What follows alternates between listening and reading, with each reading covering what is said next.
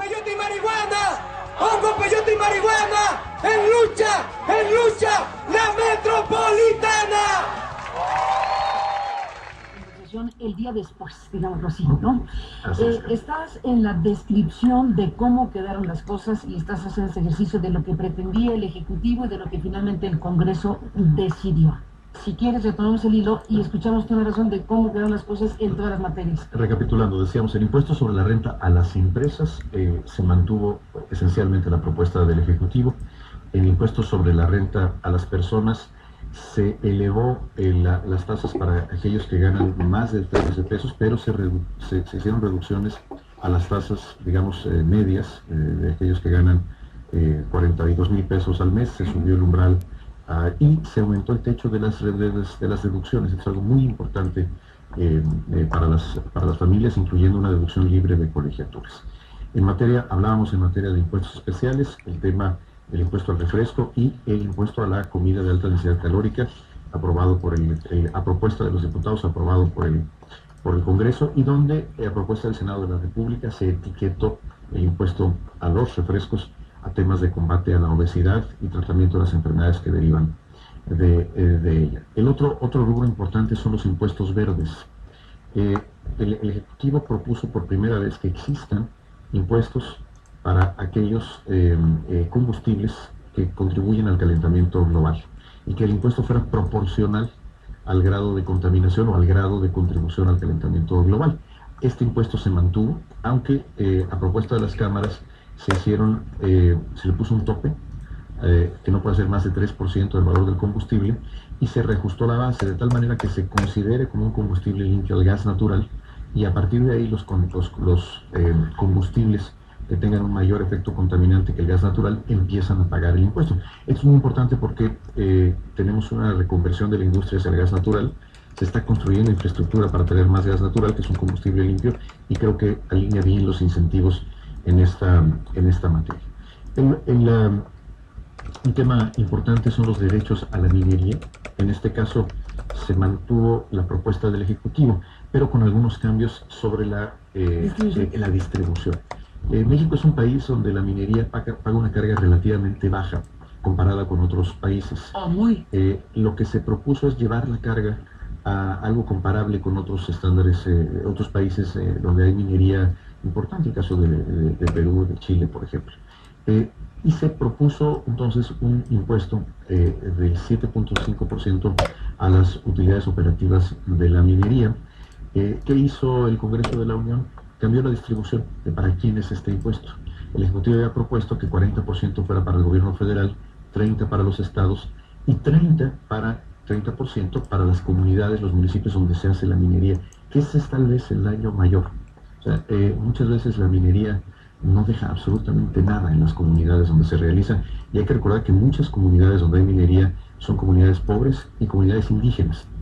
Entonces, ¿qué decisión tomó el Congreso de la Unión? Y nosotros, por supuesto, la respaldamos y celebramos que el 50% de este impuesto se dedique a las comunidades y solamente el 20% del impuesto sea para el gobierno federal. En ese sentido creemos que es un cambio positivo. Se respetó la propuesta del Ejecutivo respecto a la tasa, que será del 7.5%, pero también se tomaron en cuenta algunas propuestas, como es el que las nuevas inversiones que se realicen en la minería sean deducibles de este impuesto para incentivar el que exista una mayor inversión en la minería. Y finalmente en el tema del 7.5%. ¿Minería? 7.5% sobre una base de utilidad operativa, que es una base diferente a la del impuesto sobre la renta, con menores deducciones. Y finalmente entramos al tema del impuesto al valor agregado. En el IVA, ¿qué decisiones tomó el Congreso de la Unión? La primera, que se desechó la propuesta de IVA en colegiaturas. Esto es muy importante. No habrá IVA para las colegiaturas.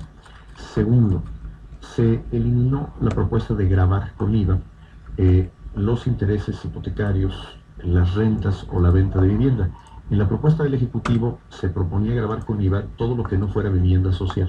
Es decir, la vivienda social en la propuesta del Ejecutivo estaba exenta, pero se proponía que la vivienda no social, es decir, la vivienda media y la vivienda residencial, tuvieran esta carga. Los diputados, en una acción claramente de solidaridad con las clases medias, decidieron los diputados y los senadores eliminar esta propuesta. Esta es una buena noticia para las familias de las clases medias, que yo creo que acaba con este debate que hubo en el sentido de que esta es una reforma, que era una reforma contra las clases medias, que iba a tener un efecto sobre las familias de los estratos medios de la población. Claramente, al eliminarse los elementos de colegiaturas e incluso el de la vivienda, ese tema creo que ha quedado resuelto en favor de las clases medias, dándole incluso una mayor progresividad a la reforma. ¿Qué sí se mantuvo en materia de IVA? Primero, en el tema de las maquiladoras. Las maquiladoras actualmente están exentas de IVA cuando importan. Lo que se está proponiendo es que las maquiladoras paguen IVA al importar y cuando reexportan se les devuelve el IVA. Pero aquí el sector maquilador, la representación del sector maquilador hizo observaciones creo que muy pertinentes y se resolvió que cuando las empresas acrediten que son en realidad maquiladoras puedan tener un tratamiento de exención. Esto quiere decir que tendrán un año para certificarse ante el SAT, a ellos y a toda su cadena de producción, de tal manera que las maquiladoras genuinas no se vean afectadas por esta medida. Pero ¿para quién es esta medida? ¿A quién se va a afectar? Pues a muchas empresas que simulan ser maquiladoras, que importan sin pagar IVA y que luego venden los productos en el territorio nacional. Eso le hace un enorme daño a la industria nacional, es competencia desleal y esta disposición inhibirá estos comportamientos y por otro lado protegiendo a la verdadera industria maquiladora, que es una gran generadora de empleos. Se mantuvieron el IVA en alimentos para mascotas, se mantiene el IVA, por ejemplo, a la goma de mascar y por supuesto, tal vez la decisión más controversial de todas y que generó mayor debate dentro y fuera del Congreso, se mantiene la homologación del IVA en la frontera. Es decir, se mantiene. Fue aprobada por los diputados, por las y los senadores, las y los diputados, y por lo tanto lo que tendremos es que en México ya no habrá dos tasas de IVA, tendremos la misma tasa del IVA. Y yo creo que aquí los argumentos fueron escuchados por el Congreso y con mucha objetividad. Hay que reconocer que ese 5% de IVA que se paga menos en las fronteras realmente no está beneficiando al consumidor. Las cosas cuestan lo mismo o incluso más en la frontera. Este diferencial está siendo entonces en realidad capturado por empresas, por grandes cadenas comerciales, por prestadores de servicios que permiten que este tratamiento diferencial, pues quien se queda con ese IVA menor no es el consumidor. El caso muy claro son, por ejemplo, los automóviles. Un automóvil que se compra en Ciudad Juárez o uno que se compra en la ciudad de Chihuahua tienen el mismo precio de lista. Esto quiere decir que no es al consumidor al que le está repercutiendo este beneficio del IVA diferenciado, sino es a grandes empresas, grandes consorcios que capturan este beneficio, y en ese sentido también es una oportunidad de evasión muy grande, porque muchas veces facturan ventas como si ocurrieran en la frontera y que en realidad no son para la frontera.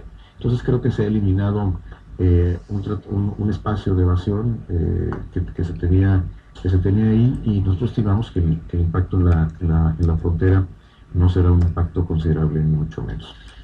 Esto es en resumen, Carmen. Yo creo que la propuesta que presentó el Ejecutivo fue en su mayor parte aprobada, y lo podemos ver en términos de recaudación. Esperábamos para el año que entra, con todas las medidas aprobadas, una recaudación de alrededor de 225 mil millones de pesos, y se tendrá una recaudación incremental de 180 mil millones de pesos, es decir, casi 4/5 partes de lo que se propuso fueron aprobadas por el Congreso de la Unión, y creo que las modificaciones que hizo el Congreso de la Unión, en ese sentido va mi reconocimiento a las y los diputados, a las y los senadores, fueron medidas muy pensando en los sectores más vulnerables y sobre todo en las clases medias.